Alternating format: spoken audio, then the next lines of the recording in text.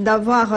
Madame, c'est un des droits prévus. Oui, non, j'ai compris. Mais ce n'est pas, le souhait, ce n'est pas d'arriver jusque-là. Vous ne m'avez donc pas compris. Non, j'ai compris, exactement. J'ai dit que si la deuxième voie que nous avons engagée depuis... Et je vous dis donc que nous ne souhaitons pas justement qu'on arrive bien à sûr, ce soulèvement-là. Alors, il y a justement ces populations qui disent que oui, vous venez sur le terrain, sensibiliser un peu qu'on parle tout à l'heure, mais sauf que tant qu'on ne modifie pas ce code électoral, véritablement, ça ne sert à rien. Vous allez faire des mutualisations, des coalitions, des consensus, mais sur le terrain, aucune voix ne va véritablement compter.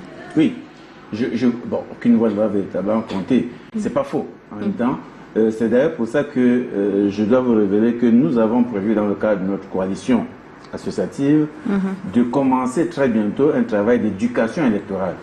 C'est un travail qu'on le fait depuis plusieurs années, parce qu'à un moment à venir, on le fait depuis plusieurs années, l'éducation électorale. Donc dire aux gens, montrer aux gens l'enjeu du processus électoral.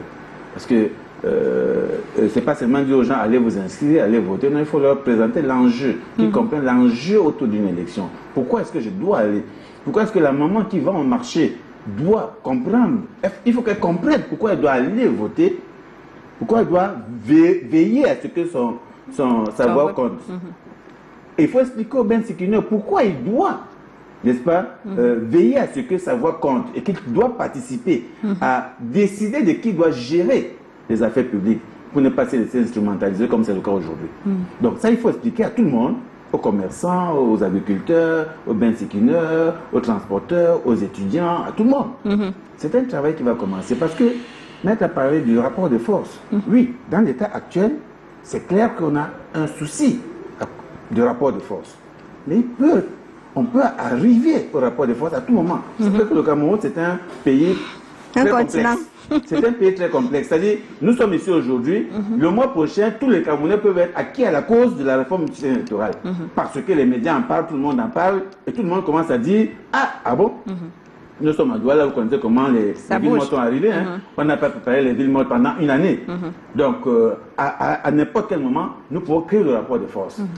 Il faut simplement qu'on s'organise minutieusement, on peut y arriver. Donc, il me semble que la question d'arriver à faire comprendre à tous les acteurs, à tous les citoyens, l'enjeu autour de l'élection, c'est un défi majeur pour nous. Et c'est pour ça que nous avons commencé à travailler là-dessus. Et nous invitons également les partis politiques à commencer à travailler là-dessus parce que si vous voyez depuis quelque temps, et ça c'est une très bonne chose, plusieurs partis politiques sont sur le terrain autour de la question des inscriptions électorales. Parce que c'est aussi un niveau 1. Nous on appelle ça le fichier du citoyen. Il faut mobiliser les gens pour qu'ils s'inscrivent dans le fichier des citoyens. Plus on aura des gens inscrits dans le fichier du citoyen, plus on aura donc des citoyens à même de se mobiliser pour revendiquer, de s'assurer que leur voix compte à travers un processus électoral fiable. Même si on ne connaît pas le nombre de la population camerounaise de façon exacte. Justement, ça fait partie des problèmes. Nous, on a dans nos revendications, si vous voulez, cette question-là. Nous avons le premier niveau parce que les partis politiques, moi je dis souvent, je respecte beaucoup les partis parce qu'aller à une élection, comme on va là depuis quelques temps, c'est quand même un peu magique. Parce que le niveau 1 de la transparence électorale, c'est de connaître le fichier électoral. Or, les partis politiques ne peuvent pas prétendre maîtriser le fichier électoral du Cameroun. Quelqu'un me faisait la remarque il y a quelques temps que depuis 92, les chiffres, ça ne bouge pas. C'est 3 millions d'électeurs au Cameroun depuis 92. Oui. Quel que soit le nombre d'inscrits, on ne bouge pas. On dirait qu'il y a un logiciel qui est là et que vous prenez les mêmes résultats depuis 92. C'est quand même un peu bizarre. D'accord. Nous, on pense qu'il faut commencer par l'audit électoral. Ça ne demande pas la modification de la Constitution. Si vous voulez qu'on ait une élection sérieuse, il faut commencer par fiabiliser le fichier électoral. D'accord. Maintenant, la question de revoir la répartition des sièges, par exemple, c'est une incongruité de rester à la répartition actuelle, sachant que la démocratie a quand même été modifiée. Donc, c'est des choses basiques, même le président de la République doit se dire, soyons sérieux. Ça, c'est le minimum. Si on continue à penser que Douala deuxième, Douala quatrième, doit avoir le même nombre de conseils municipaux qu'il y a 15 ans, il y a quand même un souci. Donc, je pense qu'il y a des choses que tout le monde doit se mettre d'accord. Et là, je ne suis pas tout à fait d'accord avec le fait que tous les gens dans le RDPC sont d'accord que le code électoral est très bon.